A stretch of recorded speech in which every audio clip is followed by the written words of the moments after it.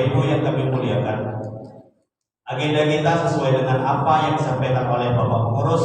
Yang pertama, wirid kajian bulanan yang pada malam hari ini bertepatan dengan agenda-agenda atau program serta tasyakuran doa keselamatan pelepasan jemaah haji daripada Masjid Jamiatul Rahmah ini. Mudah-mudahan Allah Subhanahu wa taala senantiasa memberikan kemuliaan, kesehatan bagi calon jemaah haji Masjid Jamiatul Rahmah ini akan berangkat menyempurnakan segala bentuk rukun-rukun daripada hajinya, kembali ke tanah air kita membawa haji yang mabrur. Amin ya rabbal alamin. Bapak Ibu yang kami muliakan, hari ini sudah masuk kepada tanggal 16 Dzulqa'dah.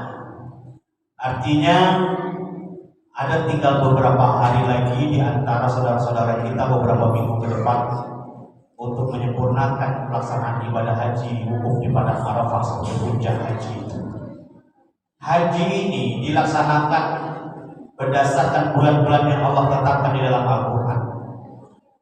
Inna iddatash syuhuri indallahi 12 syahran fi kitabillah yauma khalaqas samawati wal ardi minha arba'atun hurum. Sesungguhnya bilangan bulan di sisi Allah itu adalah 12 bulan. Di mana bulan itu ditetapkan pada penciptaan langit dan bumi itu, di antaranya ada 4 bulan haram. Zulqa'dah, Zulhijjah, Muharram, yang terpisah satu Rajab. Dan kita masuk kepada salah satu bulan yang agung yang Allah muliakan. Kalau Allah saja memuliakan bulan ini, kenapa kita tidak? Makanya ada ibadah-ibadah agung, ada ibadah-ibadah istimewa bagi orang-orang yang sanggup mengendalikan diri dan hartanya, yaitu pelaksanaan ibadah haji. Haji dikhususkan bagi orang yang mampu. Mampu di sini bukan hanya sekedar mampu harta saja, tapi mampu mengendalikan hartanya itu untuk Allah dan adil terhadap keluarganya. Kadang ada orang dipaksakannya hartanya untuk haji, sementara ketika ditinggalkan anak istri di rumah lapar, tak aman Pak, maka dia hanya sanggup mengendalikan hartanya untuk Allah, tapi sementara untuk di rumah anak istrinya dia belum mampu melaksanakan keadilan itu. Oleh karena itu, hari ini orang-orang tua kita, saudara kita, ayah-ayah kita, abang-abang kakak kita yang akan berangkat, kita doakan bekal-bekal yang akan dibawa menunaikan ibadah haji itu tidak hanya merupakan ibadah secara fisik bekalnya saja, bukan sekedar hanya finansial semata, tapi berbekal secara lahir dan batin. Sebab banyak orang melaksanakan ibadah haji pulang ke tanah air tidak membawa perubahan-perubahan baik untuk pribadi maupun secara sosial kepada orang lain. Oleh karena itu, yang dicari oleh orang beribadah selama bulan haji dan orang melaksanakan ibadah umrah adalah umrah dan haji yang mabrur. Al-hajju mabrur laisa lahu jazaa'un illal jannah.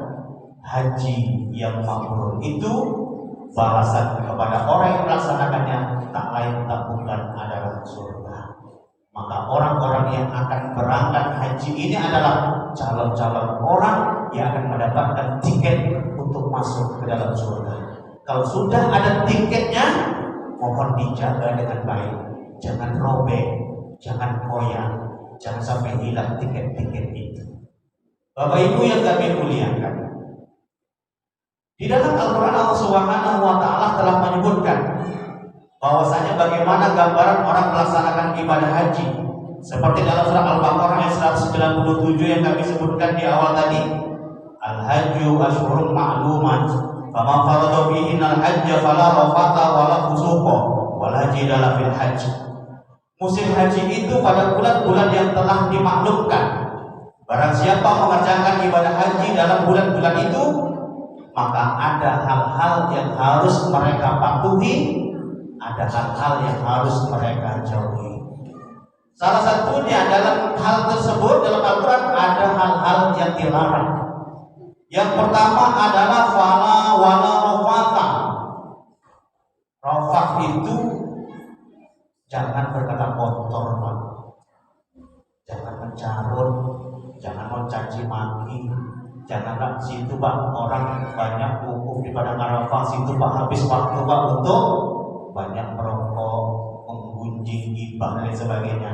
Bahkan tak sedikit di antara orang nih Pak, selama dia melaksanakan haji atau umroh di tempat itu Pak, sibuk dia Pak main game Pak, viral gitu Pak. Ada orang di mana dia orang tawaf Pak, di situ duduk main game Pak di depan Ka'bah tuh Pak. Bekalnya Pak yang jadi masalah. Kalau Arafah, jangan berkata kotor, jangan mencarut. Kenapa Pak? Sebab di sana Pak akan diuji sesungguhnya karakter kita itu seperti apa Pak. Kalau orang tuai Pak, itulah karakternya akan ditunjukkan berkata lain. Kalau orang nih Pak dasarnya buruk, niatnya tak ada kebaikan-kebaikan Pak, bekalnya tak dibawa Pak, yakin dan percaya pasti Pak mencarut yang ada Pak.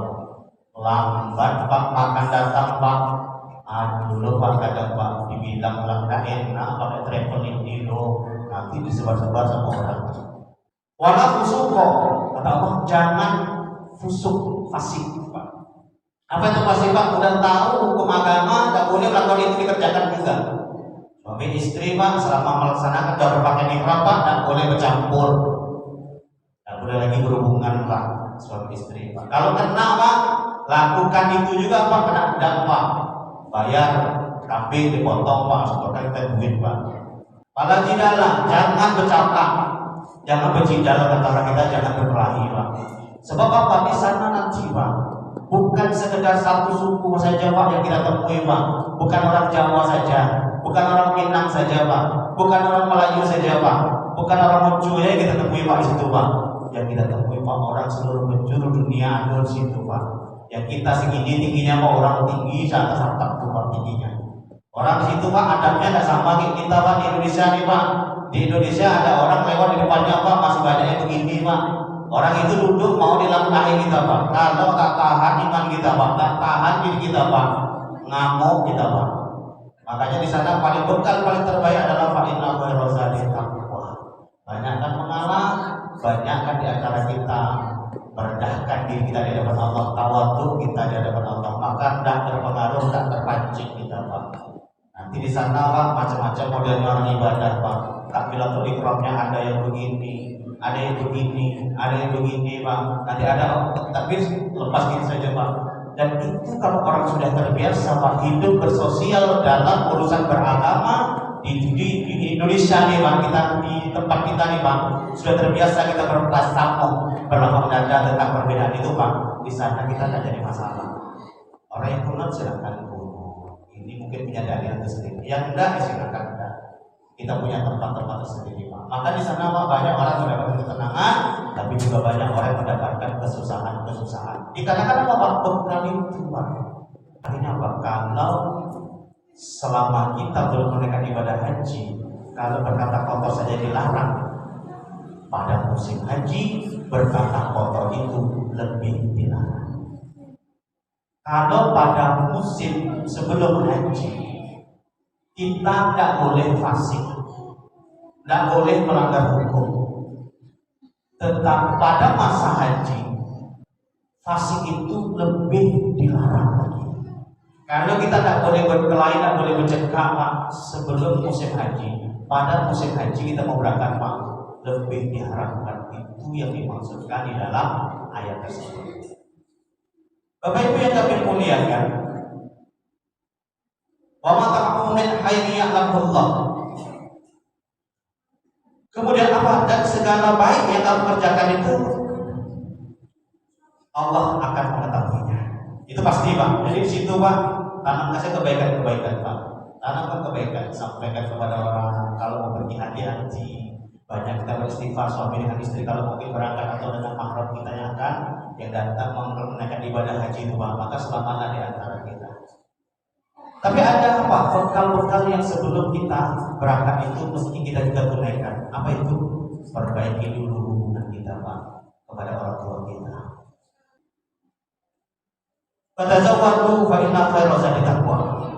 Bawalah bekal, berbekalah. Sebaik-baik bekal adalah takwa. Wa taquni ya ulil albab. Bertakwalah kepadaku wahai orang-orang yang mempunyai akal sehat. Jadi Pak, ternyata orang yang akan melaksanakan ibadah haji ini Pak, diutamakan orang yang berakal sehat. Akal sehat ini bagaimana? Mampu membedakan ini anak di rumah bagaimana, ini bagaimana, kalau ketinggal istriku ini bagaimana, ketinggalkan. Inilah Pak yang disebut dengan orang berakal sehat. Dia berangkat dengan selamat, dia di rumah tinggal dengan sebaik-baiknya. Maka supaya anaknya di rumah selamat, di rumahnya aman, makanya itulah pentingnya orang hubungan baik dengan tetangga. Dia titipkan, Bapak, kata orang jemaah haji, kami titipkan anak-anak kami, istri kami ini untuk dapat dipantau. Apabila ada sesuatu yang mungkin, sesuatu yang tak baik, tolong diingatkan. Kalau ada kesusahan, tolong bantu keluarga kami. Itu Pak pentingnya Pak. Makanya orang sebelum berangkat haji, bekalnya takwa. Sebelum berangkat, baikkan sosialnya. Pas dia berangkat, orang akan senantiasa mendoakan yang baik. Dan bagi kita yang ditinggalkan hari ini, maka kita mohonkan kepada jemaah kita yang akan berangkat pada tanggal-tanggal yang tertentukan, doakan kami lah yang di sini, mudah-mudahan sehat walafiat, cepat dapat porsi-porsi untuk melaksanakan ibadah haji. Karena Pak, kami di tempat ini belum tentu Pak umur kami lebih panjang dibanding orang melaksanakan ibadah haji. Karena banyak juga orang ibadah haji juga umurnya juga sampai di sana. Tapi doa kami, yakin dan percayalah, mudah-mudahan Bapak Ibu berniat baik, apapun yang terjadi itu adalah sebuah kehendak dan takdir dari Allah Subhanahu wa Ta'ala. Bapak Ibu yang kami muliakan, orang bersedekah diberikan kemuliaan, kemudahan dan kesehatan. Mudah Pak. Jadi kalau hidup ini Pak sudah dengan keridhaan Allah, maka selamatlah kita Pak. Selamat kita Pak. Orang yang sudah dalam hidupnya ridho Allah, selamatnya Pak. Jadi bagaimana cara mendapatkan ridho Allah?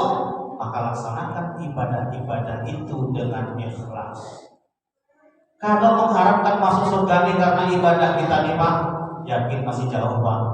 Sholat kita masih banyak menghayal, puasa kita masih banyak cacat Pak. Kita sholat, kita puasa juga Pak. Kadang urut kita masih juga kadang-kadang mencarutnya sedikit Pak. Jadi kalau ikut ibadah nih Pak, kadang tak seimbang. Umur kita sudah 50, sholatnya sungguh-sungguh baru berapa tahun? Yang berjamaah baru berapa bulan, yang tekun betul Pak, yang tak putus-putus. Sementara banyak yang sudah kita tinggalkan jauh nih Pak. Kalau dihitung secara matematika Pak, kalau ditimbang Pak, sesungguhnya tidak ada bapaknya Pak. Berat untuk masuk surga.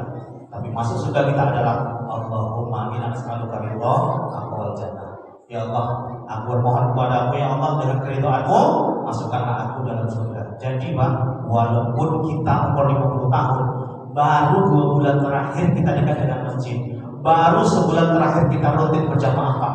Kalau kita mati Pak, kita akan dimasukkan surga, bukan karena ibadah itu Pak, tapi karena ridho Allah.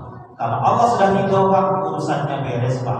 Besar dosa kita, banyak kesalahan kita, panjang durasi Pak, kemaksiatan sudah kita laksanakan Pak, Allah maafkan. Sebab itu Pak, maka orang yang sudah mendapatkan ridho dari Allah, ciri-ciri kehidupannya mendapatkan